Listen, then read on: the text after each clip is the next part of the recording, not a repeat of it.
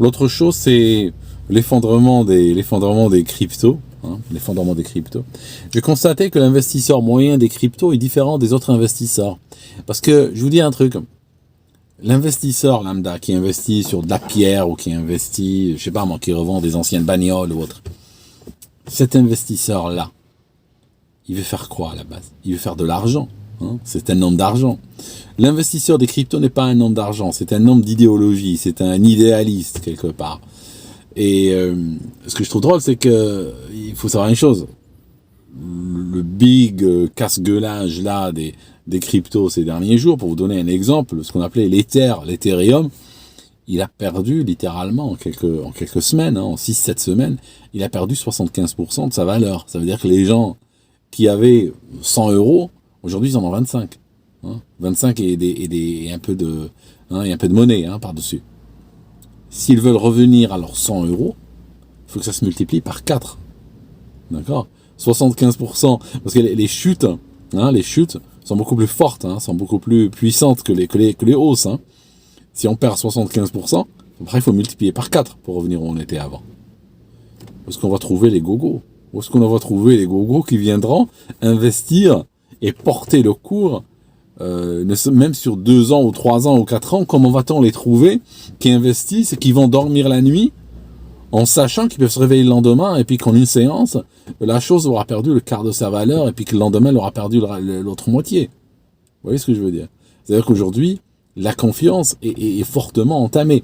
Mais le bitcoiner habituel ou le crypto, l'investisseur crypto habituel n'est pas là, n'est pas un homme d'argent, c'est ça. C'est un homme d'idéologie. Il va te dire, c'est un peu comme l'investisseur sur l'or quelque part. Il va dire, oui, bon, l'or et les cours sont faussés, sont tout ça. Oui, mais on s'en fiche que les cours soient faussés. Je m'en fous que les cours soient faussés. L'important, c'est qu'on se fait de l'argent ou pas.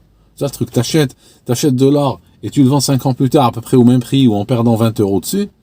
Après, le fait que les cours soient faussés, ça va pas t'aider, ça va pas te payer. C'est pareil pour les cryptos. Ça a été vendu comme étant de l'or digital, littéralement. Pardon, mais l'or digital, vous regardez le truc. Moi, j'ai investi un tout petit peu sur le Bitcoin. Je vous dis, je suis pas plus smart qu'un autre. J'ai investi sur le Bitcoin, je me suis viandé complètement. Et même en investissant peu à peu, donc en faisant une sorte de moyenne en entrée, je suis à moins 50%.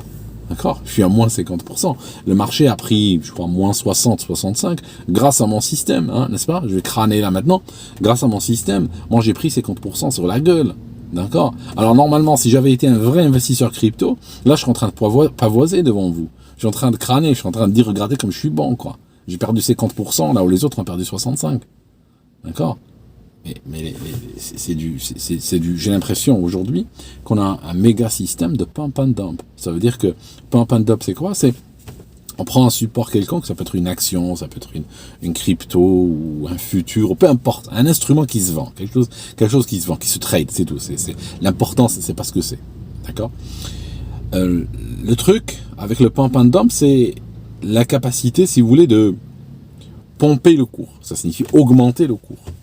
Donc on achète à faible prix, on pompe le cours, alors surtout là, par l'idéologie, par l'information, par l'influence, par la propagande, tout ça, et on ramène énormément de gens. À ce moment-là, vu qu'il y a la demande, de l'argent frais va rentrer sur un support qui lui ne vaut rien.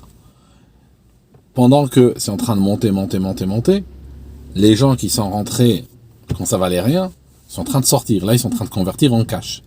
Et à un moment donné, les gogos vont se retrouver tous ensemble avec un support qui a été gonflé au-delà de toute proportion et puis qui vaut rien. Et au moment où ils commencent à sortir, les rats commencent à quitter le navire, ça se précipite, ça s'accélère et ça se dégonfle à la brutale. Donc oui, moi j'ai jamais vraiment cru aux crypto. Même le peu d'argent que j'ai mis dessus, c'était de l'ordre du spiel, c'était pas de l'investissement, c'est du jeu, comme lorsque tu vas au casino. Mais bon, malgré tout. Néanmoins, je peux vous dire un truc, une des autres raisons que je peux vous fournir sur le crash des cryptos, je peux vous le dire là aujourd'hui, c'est parce que moi je suis rentré, d'accord ? Moi je suis rentré. Je peux même vous dire que si aujourd'hui je vends, ça remonte.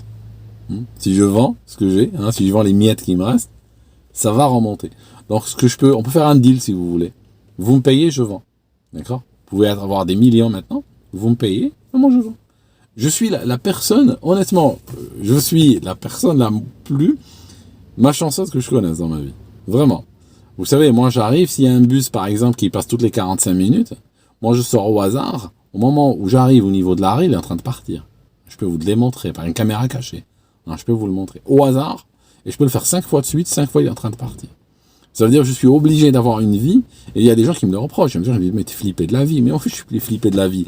Mais vis ma vie pendant, je te donne une journée dans ma vie, tu comprendras. Je veux dire, je suis flippé, parce que tout simplement, je n'arrête pas de chiader tout ce que je fais, c'est parce que je ne peux rien laisser au hasard. Dès que je laisse la chose au hasard, j'en ramasse sur la gueule. Donc voilà. Donc, étant malchanceux, j'achète du Bitcoin et un peu d'Ethereum, que se passe-t-il? Il se casse la gueule. C'est clair, si je les revends, ça remonte. Bon, voilà. Il y a aussi, je peux aussi, hein, si vous voulez pas faire d'accord avec moi, je peux en acheter encore. Hein. Je peux en acheter. C'est comme vous voulez. Je peux en acheter, et si j'en achète, ce qui va se passer? Bam, ça va partir au sol. Voilà, mes amis. En tout cas, merci d'avoir suivi jusque-là. Et puis, on se voit dans une autre, Bonjour, mes amis. Juste une petite vidéo comme ça.